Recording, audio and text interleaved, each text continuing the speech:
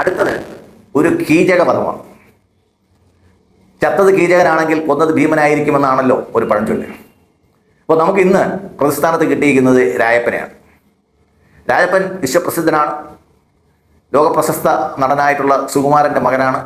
പൃഥ്വിരാജിൻ്റെ ഭാര്യയും പ്രശസ്തയാണ്, അമ്മയും പ്രശസ്തയാണ്. അപ്പോൾ ഒരു വളരെ പ്രശസ്തമായ ഒരു കുടുംബത്തിൽ നിന്നാണ് ഇന്നത്തെ കീചകൻ എത്തിയിട്ടുള്ളത്.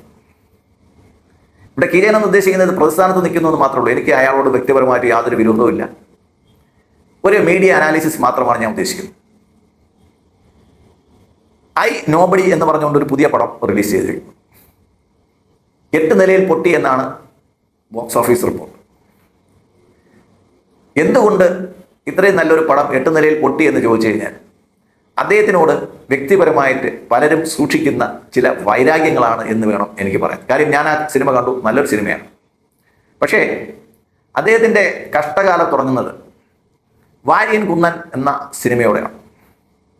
വാര്യൻ കുന്നൻ എന്ന സിനിമ അദ്ദേഹത്തിൻ്റെ പ്രൊജക്റ്റ് വന്നപ്പോഴത്തേക്ക് ശക്തമായിട്ടുള്ള എതിർപ്പുണ്ടായി. അദ്ദേഹം ഒരു പ്രോ ലെഫ്റ്റ് ഇസ്ലാമിക് ആണ് എന്നുള്ള ഒരു സംസാരം അവിടെ ഉണ്ടായി. അത് കഴിഞ്ഞ് ലക്ഷദ്വീപിലെ കേന്ദ്ര ഗവൺമെൻറ് വികസിപ്പിച്ച് കളഞ്ഞാലോ എന്നൊരു പേടി അദ്ദേഹത്തിനുണ്ടായി. അദ്ദേഹത്തിൻ്റെ ചില ഷൂട്ടിങ്ങൊക്കെ അവിടെ നടന്നു. അതുകൊണ്ട് പ്രാദേശിക ജനതയെ കേന്ദ്ര സർക്കാർ ബുദ്ധിമുട്ടിക്കുന്നു. അവരെ നന്നാക്കാൻ വന്ന ആളാണ് ഇദ്ദേഹം. എന്തായാലും അദ്ദേഹത്തിന് പൊതുവിടത്തിൽ അഭിപ്രായങ്ങൾ പറയാനും അവ സംരക്ഷിക്കാനുമുള്ള സ്വാതന്ത്ര്യത്തെ നമ്മൾ ഒട്ടും തള്ളിക്കളയുന്നില്ല. അത് കഴിഞ്ഞ് വന്ന അദ്ദേഹത്തിൻ്റെ പടങ്ങൾ ഒന്നും തന്നെ ക്ലിക്കായിട്ടില്ല എന്നുള്ളതാണ് ഏറ്റവും രസകരമായിട്ടുള്ള കാര്യം. ആ എമ്പുരാൻ സിനിമയ്ക്ക് ശേഷം ഒരു ഹിറ്റിന് വേണ്ടിയിട്ട് നമ്മുടെ രായപ്പൻ്റെ ആരാധകർ കാത്തിരിക്കുകയാണ്. ഉടൻ വന്നു പുതിയ അനൗൺസ്മെൻറ്റ്. ഖലീഫ എന്ന പടം ഒരു അധോലോക കഥ പറയുന്ന, എമ്പുരാൻ പോലെ ഒരു അധോലോക കഥ പറയുന്ന ഒരു കഥയാണ്. അത് ഓണത്തിനെത്തും എന്നാണ് വന്നിരിക്കുന്ന വാർത്ത.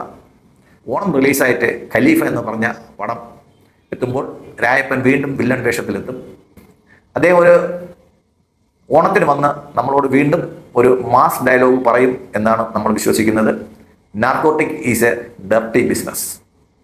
പക്ഷേ ivory is a dirty business എന്ന് മോഹൻലാൽ എന്തായാലും പറയത്തില്ല എന്ന് നമുക്കറിയാം. നന്ദി, നമസ്കാരം.